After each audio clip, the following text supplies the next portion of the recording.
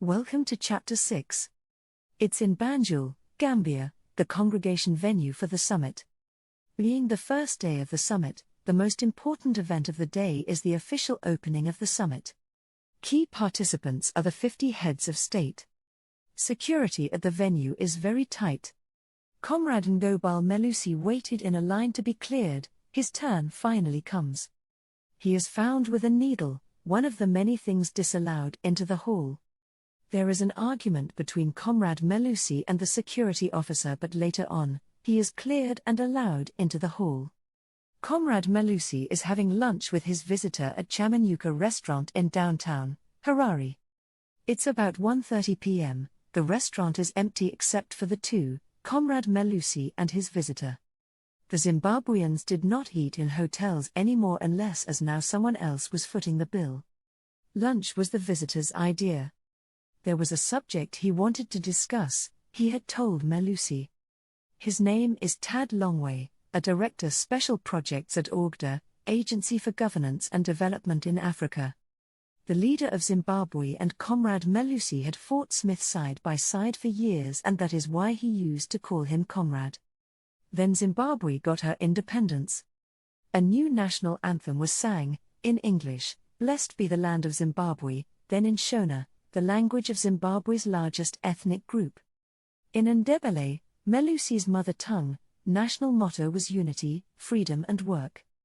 After all these, the new ruler did not appoint Comrade Melusi a minister after fighting for Zimbabwe together.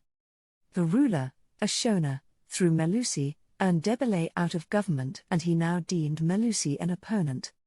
When these news hit southern Zimbabwe, where the Ndebele live, anti-government riots erupted. People went on rampage and attacked every government supporter foolish enough to come to their site. There swooped in the area the 5th Brigade, Shona word for year's rainstorm that washes chaff off the fields so that soil tilling could start. It washed off the Ndebele insurgents like chaff. All this happened while Melusi was still at work, in a business office downtown Bulawayo, the capital of Ndebele.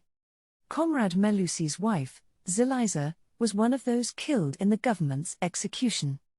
Loving the video? Please share and subscribe. The ruler, a Shona, could not trust anybody away from his Shona tribesmen. To him, all Ndebele's, Melusi included, had become rivals. The man had changed according to Melusi because he wanted to be life president. Meanwhile, Comrade Melusi takes the visitor to Maponda restaurant at the northern edge of Harare, for he had asked for traditional food. Melusi initiated an opposition group, the New Independence Party, NIP, and ran for president just to irritate the ruler. The ruler got 99% of the votes, while Melusi and all other candidates shared the 1% in the elections. Elections had been preceded by a drought, THC worst of the time, until the ruler declared it a national disaster.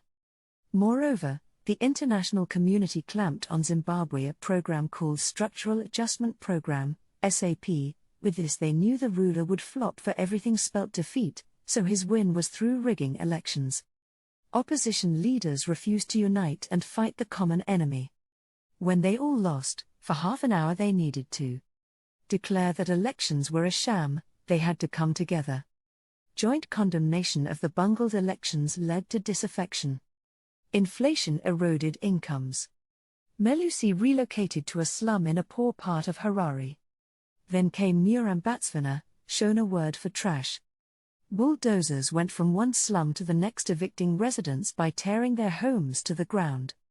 All, including Comrade Melusi, were expelled without notice. Murambatsvana's real aim to the ruler was to prevent disease and crime. Instead, disease and crime increased.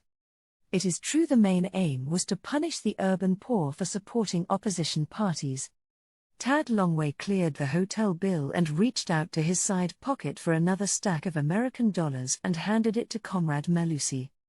Thereafter, he handed a document titled Path Alpha to him and told him that it contained the subject matter he wanted them to discuss. Tad Longway asks Comrade Melusi if he would join the movement.